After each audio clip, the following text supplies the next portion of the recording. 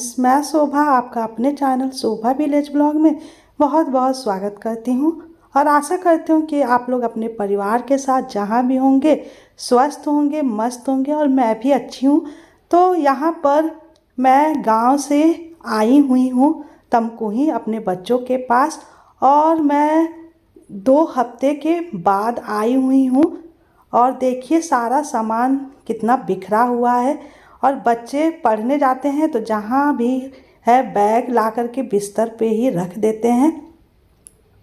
तो यहाँ पर शाम के बज रहे थे 6, तो मैंने कहा कि पहले रूम की सफाई करती हूँ क्योंकि बिना साफ़ किए कुछ भी करने का मन नहीं करता है।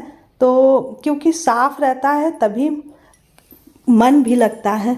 तो यहाँ पर मैंने कहा कि इस समय तो बेडशीट को मैं धो नहीं पाऊँगी क्योंकि शाम हो गया था और भी सब काम करना था क्योंकि सारा ही काम पड़ा हुआ था, बिखरा हुआ। तो वही मैंने कहा कि आज भर इस बेडशीट को और बिछा देती हूँ और कल है संडे तो उस दिन मैं सभी कपड़ों को धुलूँगी।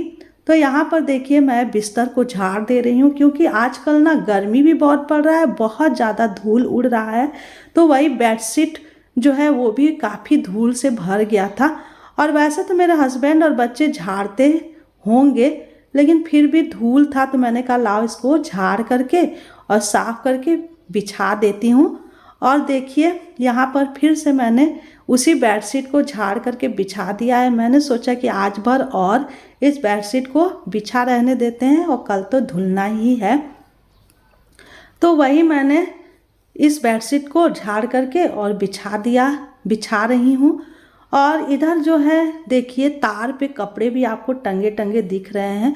तो जो मेरा बेटा है ना वो कोई भी कपड़ा उतारता है तो उसको जल्दी में फेंक करके ही रख देता है और जिसके कारण जो है वो लटका हुआ आपको दिख रहा है। और जो गंदे कपड़े हैं उसको मैं निकाल करके अलग कर दे रही हूँ और कपड़ों को फोल्ड करके अच्छे से मैं तार पे रख दे रही हूँ। मैंने दीवार की तरफ कपड़ा रखने के लिए तार को टांगा हुआ है और मैंने कहा कि लगे हाथ इस टेबल को भी साफ़ ही कर देती हूँ क्योंकि इस पर भी बहुत धूल जम गया था। और जो बेडशीट है वो देखिए कितना नीचे लटक गया है। तो वही मैं टेबल को भी साफ़ कर रही हूँ और जो सामान है उसको ठीक करके रख रही हूँ।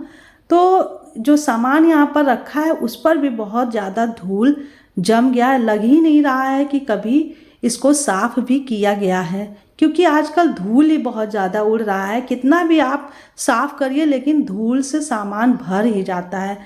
तो वही यहाँ पर मैं पोंछ रही हूँ कपड़े से और पोंछ करके सामान को मैं रखती जा रही हूँ। और उसके बाद से मैं जो बेडशीट मेरा बिछा हुआ है तो उसको भी मैं झाड़ करके बिछा दूंगी। और यहाँ पर टेबल पर मैंने बेडशीट इसलिए बिछाया हुआ है, मेजपोश भी है लेकिन मैंने उसको इसलिए नहीं बिछाया क्योंकि मेजपोश टेबल पर सुव्यवस्थित नहीं रह पाता है और मैं तो यहाँ पर रेगुलर रहती नहीं हूँ कि उसको मैं ठीक करती रहूँगी। तो इसी वजह से मैं बेडशीट को बिछा देती हूँ ताकि बेडशीट जो है जल्दी से नीचे भी नहीं गिरता है सरक करके और अपना अच्छे से रहता है। और बच्चों को प्रेस कपड़े करने रहते हैं तो वो भी इसी बेडशीट इसी मतलब टेबल पर आसानी से कर लेते हैं। तो वही यहाँ पर मैंने बेडशीट को भी देखिए अच्छे से झाड़ दिया है। ये गंदा नहीं हुआ था लेकिन थोड़ा थोड़ा इस पर धूल मतलब बैठा हुआ था और नीचे लटका हुआ था तो इसको भी मैं ठीक अच्छे तरीके से मेज पर बिछा दे रही हूँ। और जो इस पर का सामान था उसको फिर मैंने मेज पर रख दिया है। और यहाँ पर उसके बाद मैं आ गई हूँ अपने किचन में।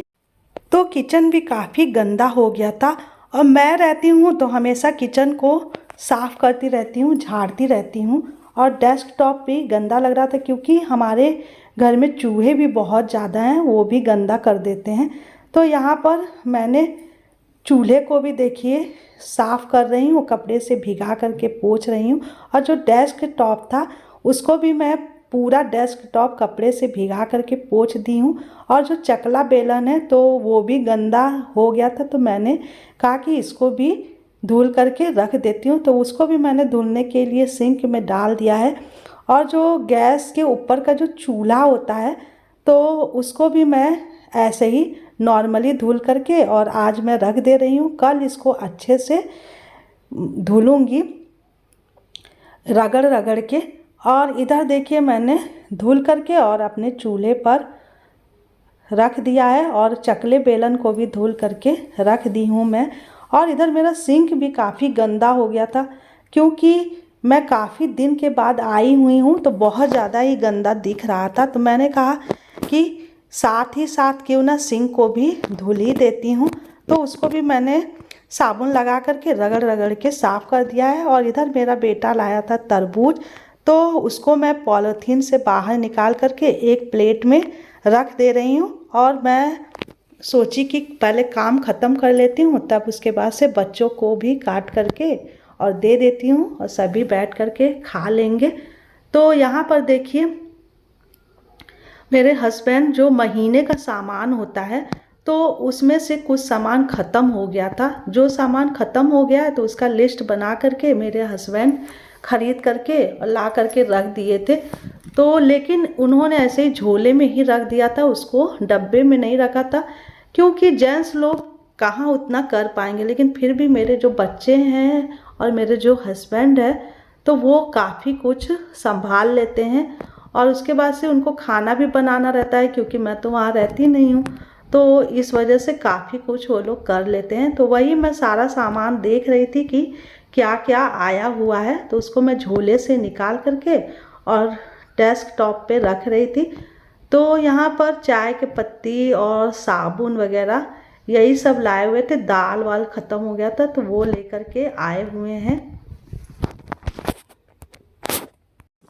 तो यहाँ पर मैं सभी सामानों को डब्बे में रख दूँगी। तो यहाँ पर जो साबुन, शैम्पू, ये सब मैं अलग एक डब्बे में रख देती हूँ, ताकि निकालने में भी आसानी रहता है और बच्चों को और हस्बैंड को ढूंढने में भी परेशानी नहीं होता है।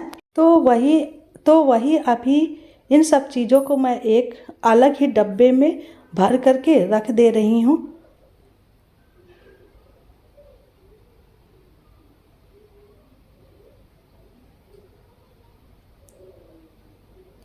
डब्बे में सभी चीज़ों को इसलिए रख देती हूँ क्योंकि चूहे जो हैं वो बहुत ही ज़्यादा नुकसान कर देते हैं। और इधर मेरे हस्बैंड लाए थे सोयाबीन, तो ये जो पहले का सोयाबीन बचा हुआ था तो उसको मैं अलग प्लेट में निकाल कर के रख दे रही हूँ।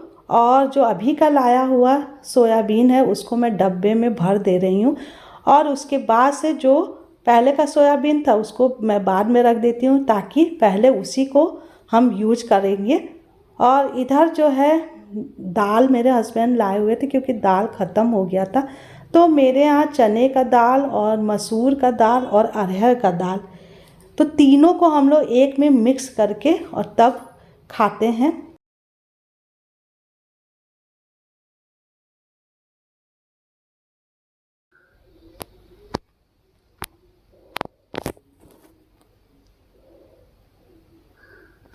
तो इधर मैंने सभी दालों को निकाल करके रख लिया है। और ये देखिए ये था बिस्कुट, तो ये पूरा पन्नी भर के था, लेकिन यहाँ पर मेरा जो बेटा है वो और खा करके उसने ख़त्म कर दिया है। तो जो बचा है उसको मैं एक डब्बे में करके रख दूँगी। और यहाँ पर ये था चीनी, तो चीनी हम लोग 2 किलो इकट्ठा ही मंगा लेते हैं, क्योंकि बार बार मैं सामान जल्दी जल्दी नहीं मंगवाती हूँ और जब ख़त्म होता है तभी आता है। तो इसको देखिए, इसको भी मैं डब्बे में भर करके और रख दी हूँ। और उसके बाद से मैं सभी दालों को अब एक में जा रही हूँ मिक्स करने। यहाँ पर मैं चने की दाल, अरहर की दाल और मसूर की दाल तीनों को एक में मिक्स करके और एक अलग बड़े डब्बे में रख दूँगी। और बनाने के लिए दाल एक अलग छोटे से डब्बे में रख दे रही हूँ, क्योंकि बड़े वाले डब्बे से निकाल करके बनाने में थोड़ा परेशानी होता है। तो बनाने के लिए मैं थोड़ा सा अलग निकाल करके रख देती हूँ।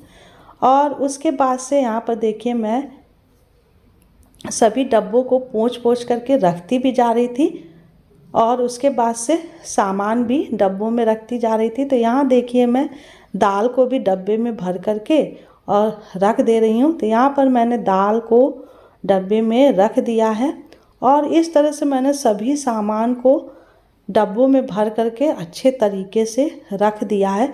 और फिर इन सभी डब्बों को उठा करके मैं ऊपर छज्जे पे रख दूंगी। तो यहाँ पर देखिए मैं सभी डब्बों को छज्जे पर उठा उठा करके रख रही हूँ। और मैंने आज छज्जे की भी थोड़ी सी सफाई की थी, क्योंकि चूहों ने बहुत गंदा कर दिया था छज्जे को, तो उसको भी मैंने बाहर करके और झाड़ा है। तो इधर मेरा सामान सब मैंने रख दिया है और अब मैं तरबूज को जा रही हूँ काटने, क्योंकि बच्चे बोल रहे थे कि मम्मी चलो तरबूज खा लेते हैं। तो मैंने कहा ठीक है, काम ख़त्म करने के बाद अभी मैं देती हूँ। तो वही देखिए यहाँ पर तरबूज को मैं जो उसका छिलका है उसको चाकू से ही छील दे रही हूँ, ताकि खाने में आसानी रहेगा। तो यहाँ पर मैं तरबूज को छोटे छोटे टुकड़ों में कट कर दे रही हूँ और उसके बाद से मैं सबको खाने के लिए दे दूँगी। तो इधर देखिए मैंने सभी के छिलके उतार दिए हैं और उसके बाद से मैं अब ले जा रही हूँ देने सबको। तो यहाँ पर मैं अपने बड़े वाले बेटे को फ़ोन कर रही थी, क्योंकि वो कहीं बाहर चला गया था। तो मैं सोच रही थी कि क्यों ना वो भी साथ में ही आकर के खा ले। तो यहाँ पर देखिए मेरे हस्बैंड भी आ गए थे दुकान से, तो उनको भी मैंने कहा कि आप भी खा लीजिए। और इधर मैं अपने बेटे को छोटे से प्लेट में निकाल करके दे रही हूँ खाने के लिए, और उसके बाद से मैं भी खाऊंगी। तो ये तरबूज जो था वो थोड़ा कम मीठा था, तो वही मेरे हस्बैंड बोल रहे थे कि मेरे बेटे को कि वो चख करके नहीं लाया है। तो मैंने कहा कि नहीं चखा होगा उसने, और ऐसे ही ले आया। देखने में तो ठीक ही दिख रहा था, लेकिन मीठा थोड़ा कम था। और इधर आ गई हूँ मैं किचन में, और मैं अब जा रही हूँ बनाने रात का खाना। तो आज मैं बनाने जा रही हूँ चिकन और रोटी, क्योंकि मेरे दोनों बच्चे जो थे वो बोल रहे थे कि मम्मी आज चिकन ही बनाओ, क्योंकि वो हमेशा तो सिंपल ही खाना बना करके खाते हैं। और मैं काफ़ी दिनों के बाद गई हुई हूँ, तो इसलिए उन्होंने कहा कि आज मम्मी कुछ स्पेशल ही बना दो। तो मैंने कहा ठीक है, चिकन ही बना देती हूँ। और काफ़ी टाइम हो गया था, आज बहुत ज़्यादा लेट हो गया है खाना बनाने में, क्योंकि गांव से आने में भी थोड़ा लेट ही हो गया था, क्योंकि बहुत ज़्यादा धूप थी। तो धूप के कारण थोड़ा मैं रुक करके ही आई, इसलिए थोड़ा आने में शाम हो गया था। और आने के बाद फिर मैंने अपने बड़े वाले बेटे का कपड़ा भी धुला, क्योंकि कल उसको जाना है मुंबई। तो सारे कपड़े गंदे करके लाया हुआ था, तो उसको मैंने फिर धुल दिया कि ताकि वो सवेरे तक सूख जाएगा। और इधर देखिए चिकन को मैं अच्छे से साफ़ कर ली हूँ, और उसके बाद से जा रही हूँ मैं धुलने के लिए। तो वही मैंने अपने बेटे से कहा कि तुम पानी ला करके दो और मैं चिकन को अच्छे से धुल देती हूँ।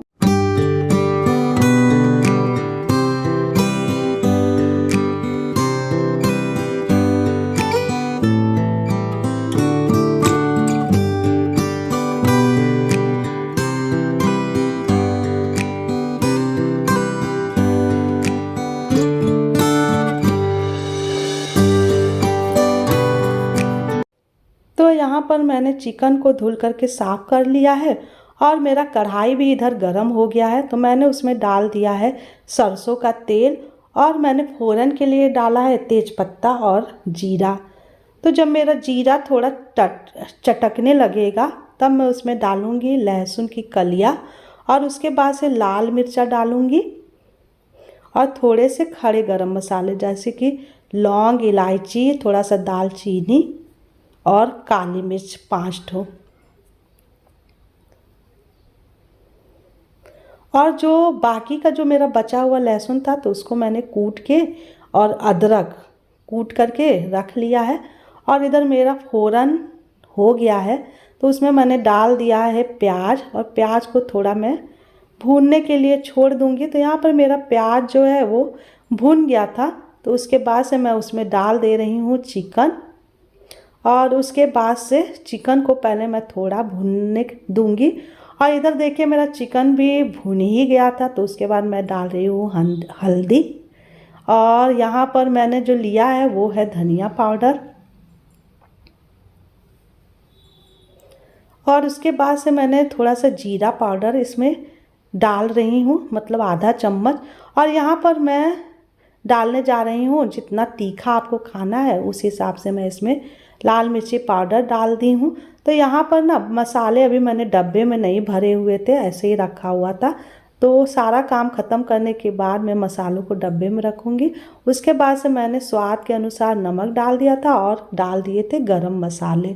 और उसके बाद से जब मेरा चिकन बन रहा था तो मैंने कहा लाओ साथ में आटा भी मैं गूँथ लेती हूँ।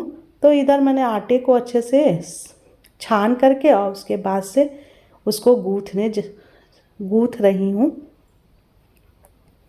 क्योंकि सभी को ना बहुत तेज़ भूख भी लग गया था, क्योंकि टाइम बहुत ज़्यादा हो रहा है। तो इसीलिए सभी बच्चे भी बोल रहे थे मम्मी जल्दी से बनाओ, भूख लग गया है।